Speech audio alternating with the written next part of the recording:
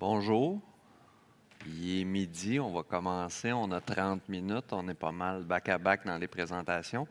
Merci de vous joindre à moi ce midi pour entendre parler de l'expertise humaine à l'ère des menaces de l'intelligence artificielle. Vous êtes quand même assez nombreux pour être ici de midi à midi 30. Je ne sais pas si vous avez mangé ou si vous êtes en train de digérer, mais merci d'être là. J'ai quand même mis intelligence artificielle dans le titre. Ça veut dire que d'habitude, il y a quand même beaucoup de monde qui se présente. C'est quand même un sujet beaucoup à la mode. Parmi vous, qui a jamais entendu parler d'Arctic Wolf avant aujourd'hui? Quand même, mais merci d'être là. Puis, c'est ça. Aujourd'hui, on va parler de. Tu sais, Arctic Wolf, on est dans les opérations de cybersécurité. On va en parler un petit peu plus tard dans la présentation, mais c'est quand même pour vous donner un petit peu un contexte de qui sommes-nous pour parler de l'intelligence artificielle dans l'ère des menaces puis de la cyberdéfense, mais c'est ce qu'on fait, dans la vie. Fait que l'état actuel de l'intelligence artificielle.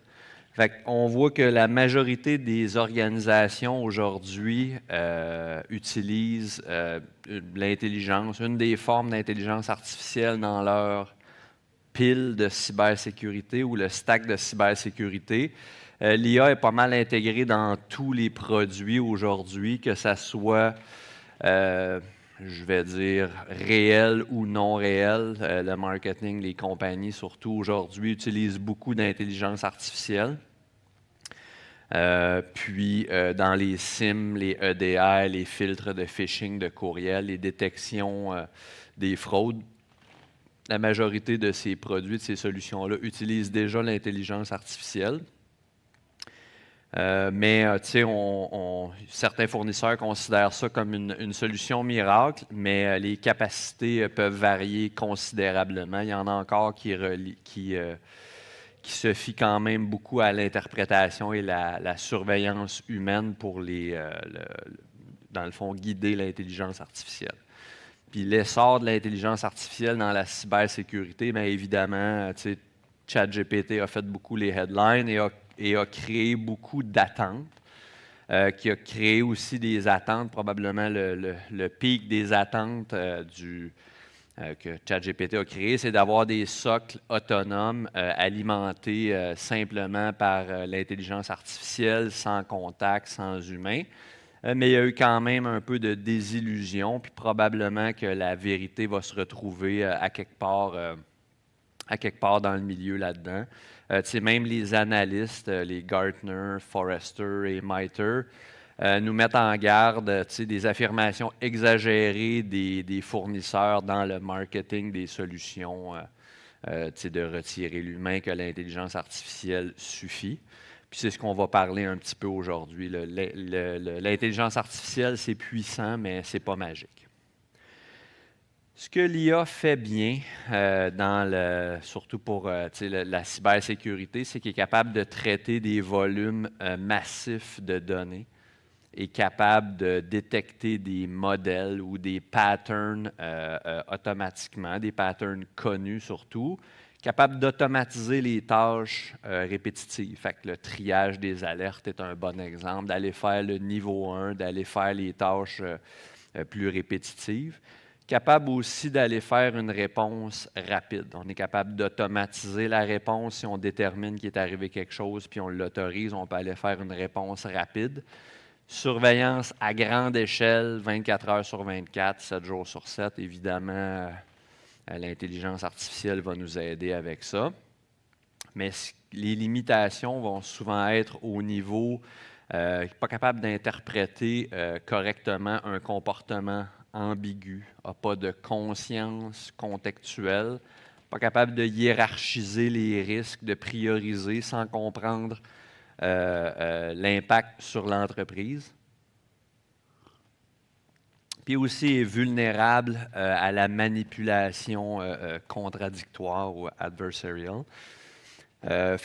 En fait, en tant que multiplicateur de force, l'intelligence artificielle pour contrer les menaces et c'est là que ça devrait être utilisé comme un multiplicateur de force. Fait qu'on automatise les choses évidentes. On augmente les capacités de nos analystes, très bons à reconnaître des patterns à grande échelle, 24/7. Puis il apprend aussi du contexte humain. Fait que quand on a un SOC qui a des humains qui font des tâches de cybersécurité, qui réagissent aux menaces, l'intelligence artificielle est là pour se nourrir de ça aussi, pour apprendre, pour se reformer. Fait que souvent, on dit qu'on va avoir besoin de beaucoup de données, mais on a aussi besoin de beaucoup de professeurs ou d'humains qui vont entraîner le modèle. Puis l'avantage humain en termes ou en matière de cybersécurité, c'est ce que l'humain va apporter, c'est du jugement. On est capable d'amener des nuances, le raisonnement éthique, prendre des décisions fondées sur des valeurs, la pensée latérale aussi, on est capable de reconnaître des nouvelles trajectoires d'attaque. La curiosité, c'est-à-dire qu'on va peut-être suivre des modèles ou des façons de faire qui ne nous conviennent pas, mais par choix, par curiosité, voir qu'est-ce qui se passe, qui peut nous amener vers des nouvelles percées, des nouvelles avancées, nouvelles découvertes. Et évidemment, on est capable de s'adapter, d'apprendre en temps réel, puis de pivoter notre jugement. Puis on a de l'empathie, être capable de comprendre les motivations, les changements derrière une série d'actions, par exemple. Fait que le modèle hybride, c'est-à-dire l'intelligence artificielle combinée avec l'analyse, c'est-à-dire que l'IA, c'est là qu'on voit que la combinaison des deux est intéressante, c'est-à-dire que l'IA va nous permettre de traiter des quantités massives de données, alors que l'humain va amener une interprétation contextuelle. On va être capable de détecter des modèles ou des patterns connus, puis l'humain, lui, va aller faire des enquêtes sur des menaces inconnues ou nouvelles. Les flux de travail répétitifs, l'IA va aller gérer les flux de travail répétitifs, la réponse automatique, le triage, ces choses-là. Puis ensuite, l'humain va aller faire la priorisation basée sur le risque ou l'impact ou le contexte. Fait que l'IA va amener la vitesse, l'évolutivité, puis l'analyste humain va amener l'intuition, la créativité, le jugement éthique, des choses. Fait que c'est vraiment complémentaire. Fait qu'ensemble, ça forme une défense qu'on appelle résiliente, c'est-à-dire que ça va être vite, mais perspicace. On va avoir, l'analyste va donner un sens au modèle, rejeter les faux positifs aussi, fait que les modèles hybrides vont réduire la fatigue des analystes aussi. Nous, on va en parler un petit peu tantôt, mais chez Arctic Wolf, on a beaucoup d'analystes de cybersécurité dans plusieurs SOC sur la Terre, plusieurs centaines de personnes qui font ça. Puis une des choses qui est la plus critique, c'est de réduire la fatigue pour pas que les gens tombent en mode machine, justement, puis qu'ils fassent des tâches sans être alertes. Fait qu'on fait des petits chiffres courts, vont regarder des alertes pendant 1 heure ou 2. Ensuite, on va les envoyer ailleurs, faire de l'investigation pour éviter la monotonie, les tâches répétitives. C'est là que l'IA va aller nous aider à aller automatiser et à détecter les nouvelles menaces, même à travers le niveau 1. Puis on raccourcit le temps de réponse. Puis les compétences aussi qui améliorent l'IA. Levez la main ceux qui pensent que l'IA va venir enlever leur job complètement d'ici les 5 prochaines années. Non, quand même. Il y a quand même une peur de remplacement ou de réduction du besoin en informatique, des gens en informatique pour coder ou pour faire de la détection de la réponse, des analystes humains. Mais à la fin de la journée, il va y avoir une transformation des compétences. Tu sais, moi, mes garçons sont au cégep, sont en informatique. Je ne sais pas pourquoi. Mais ils apprennent à coder en ce moment la base. Mais tu sais, évidemment, à travers ce qu'on voit partout, on voit que dans les prochaines années, probablement que de créer des milliers de lignes de code,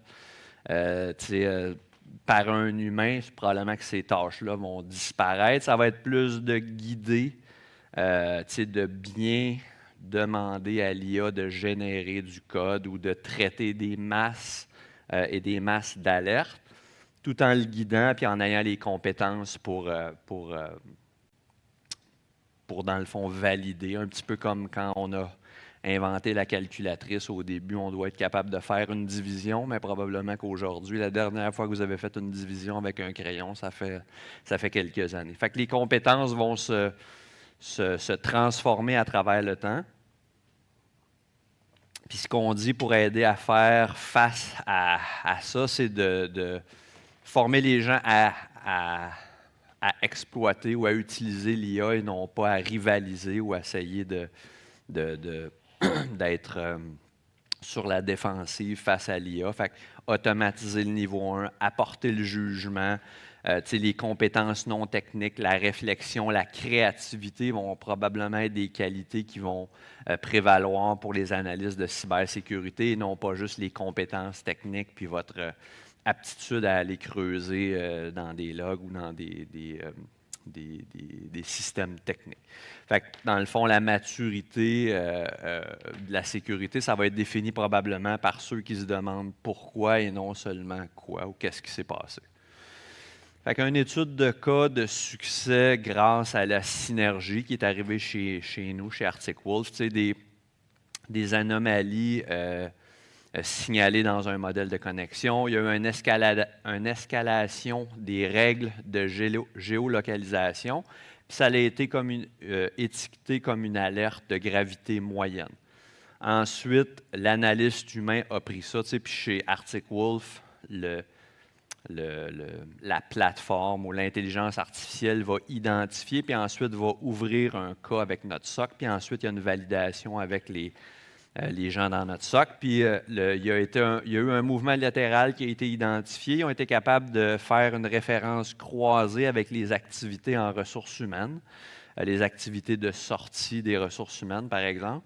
Puis ils ont été capables d'élever ça au rang de la menace critique en fonction de l'intention puis du contexte, choses qui sont plus difficiles pour un robot, une machine ou de l'intelligence artificielle de comprendre. Fait que, comme on dit, l'intelligence artificielle a identifié un pattern. Ensuite, l'analyste a apporté du contexte pour être capable de bien classifier la menace. Puis les risques de dépendance excessive à l'intelligence artificielle, c'est une fausse confiance. Évidemment, croire que l'IA a toujours raison. Réduction de la surveillance humaine. Évidemment, qui dit surveillance humaine dit on a besoin d'avoir des employés, de les former, de maintenir ça. Éventuellement, probablement que les gens vont vouloir avoir de moins en moins d'humains pour être capables de réduire les coûts en se fiant de plus en plus à l'IA. Mais aujourd'hui, c'est quand même considéré une faille. On a encore besoin d'avoir des humains dans la boucle. L'IA aussi aide à surveiller votre surface d'attaque, mais fait partie de la surface d'attaque maintenant aussi. L'IA peut être manipulée, peut être empoisonnée. Fait qu'autant que peut vous aider, peut ajouter du risque dans l'entreprise, doit être surveillé, doit être utilisé adéquatement. Fait que, aussi, une des choses qu'on a, c'est une lacune en matière d'éthique et de responsabilité. C'est-à-dire qu'on n'est pas nécessairement capable d'expliquer pourquoi les décisions sont prises par l'IA. On n'a pas nécessairement de clarté sur qui est responsable des applications, des actions pilotées par l'IA ou des actions prises par l'IA. Fait que, pour les actions, surtout pour les actions importantes, on ne peut pas dire l'IA nous a dit de faire telle chose, donc c'est la responsabilité de l'IA. Il doit y avoir quand même une chaîne de responsabilité là-dedans. Puis la dégradation des compétences.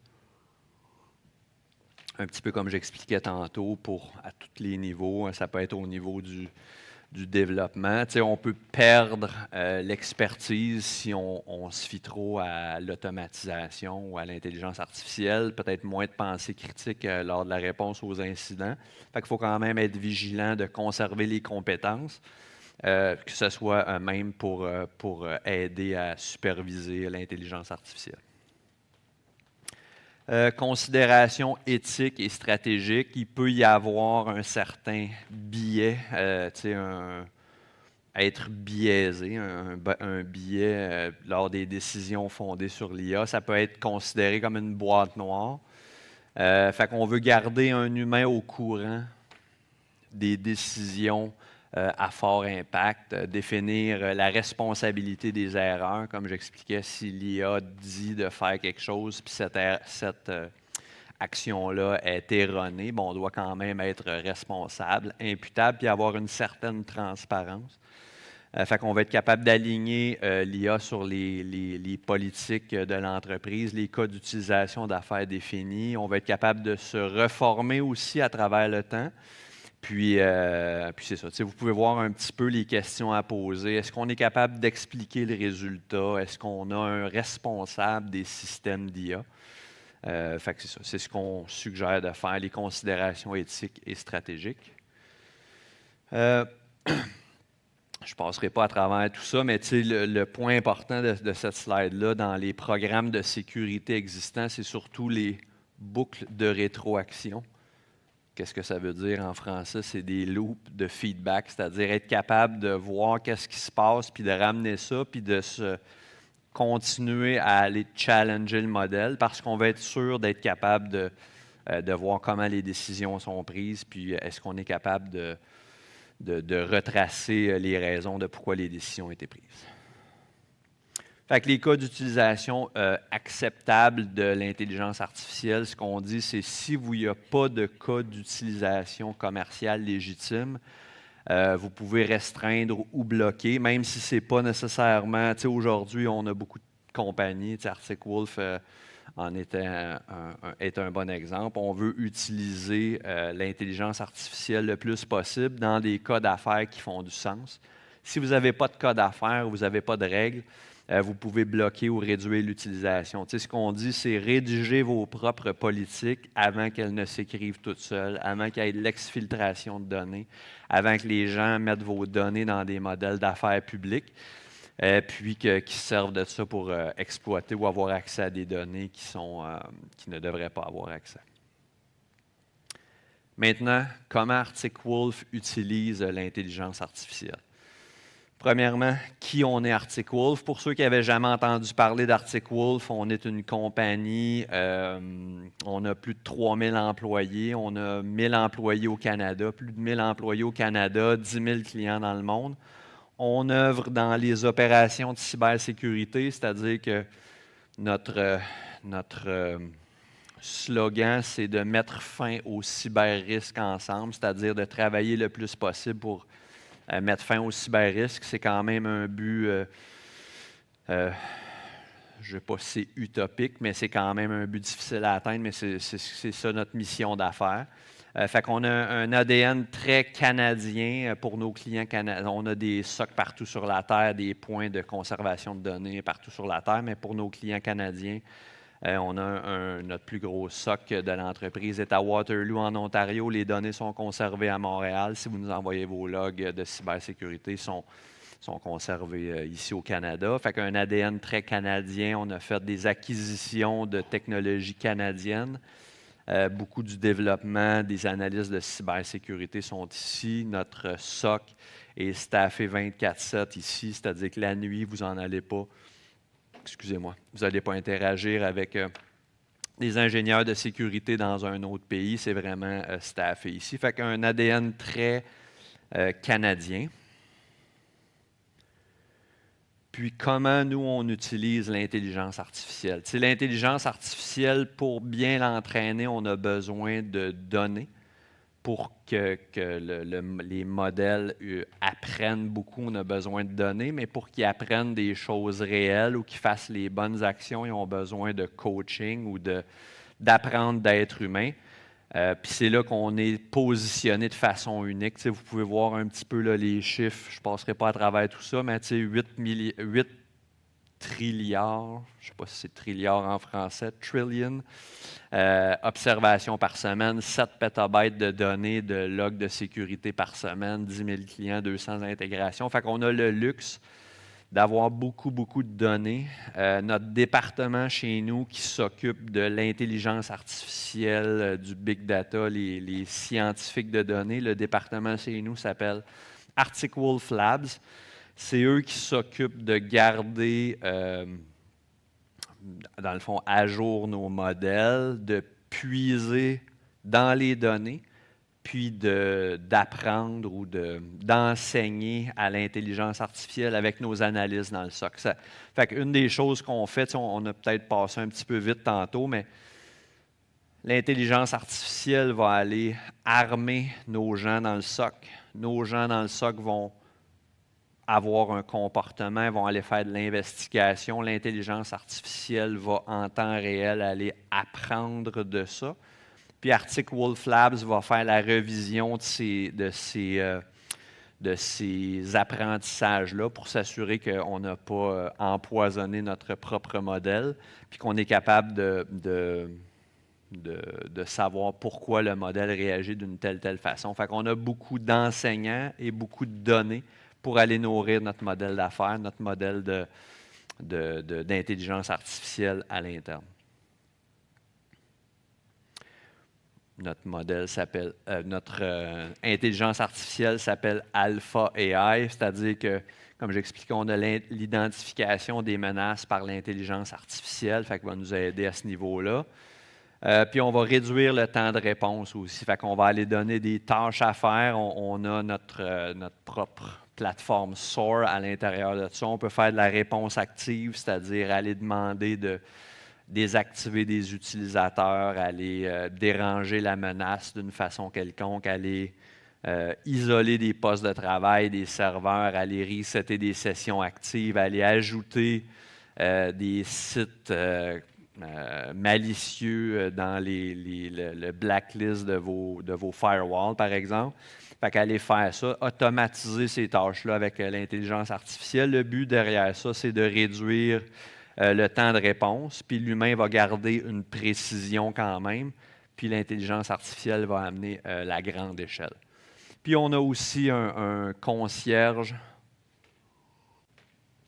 AI ou d'intelligence artificielle. C'est un peu comme un assistant AI, mais ce n'est pas juste pour poser des questions. Notre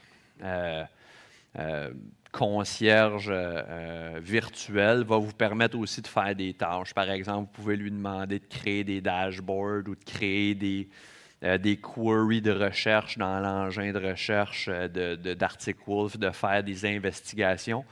On a aussi, chaque client d'Arctic Wolf, on assigne une équipe de concierge qui est vraiment une équipe d'humains qui est là pour vous aider. Mais si vous voulez vous-même faire des opérations, avoir rapidement, on a un concierge virtuel qui vous permet d'aller vous faire des dashboards ou faire de l'investigation par vous-même, désolé.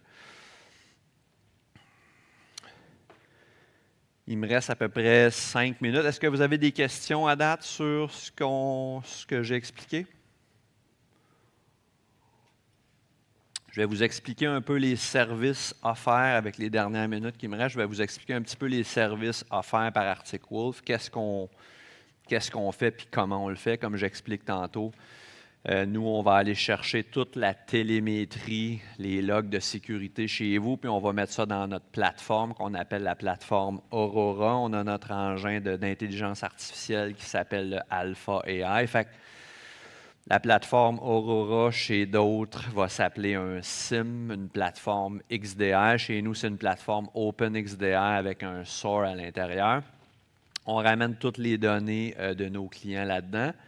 Puis ensuite, on va vous assigner une équipe de concierge. Cette équipe de concierge-là, comme j'expliquais, va être là pour s'assurer que le service livre la marchandise. Ils vont apprendre à vous connaître, vous allez apprendre à les connaître. Souvent, les services de surveillance peuvent être un petit peu comme un service de support informatique, c'est-à-dire très réactif. S'il arrive quelque chose, on vous envoie un courriel. Sinon, on ne se parle pas, puis on espère qu'il ne se passe rien.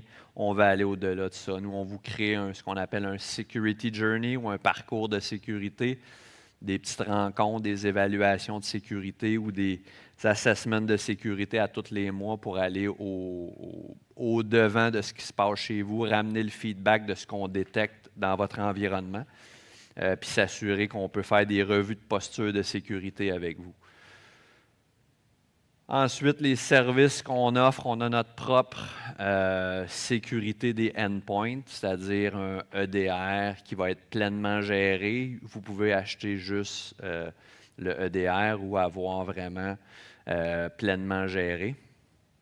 On a notre service de MDR, donc la détection, la réponse, qui est un petit peu ce qu'on parle depuis tantôt avec le SOC qui va surveiller votre environnement, mais de façon globale, c'est-à-dire on n'est pas biaisé vers le endpoint ou le firewall, on est vraiment agnostique. Vous pouvez prendre notre endpoint, notre EDR, mais vous n'êtes pas obligé, on s'intègre avec les leaders de ce monde, les CrowdStrike, SentinelOne, Defender ou même les autres moins leaders, mais qu'on en a encore beaucoup dans le marché.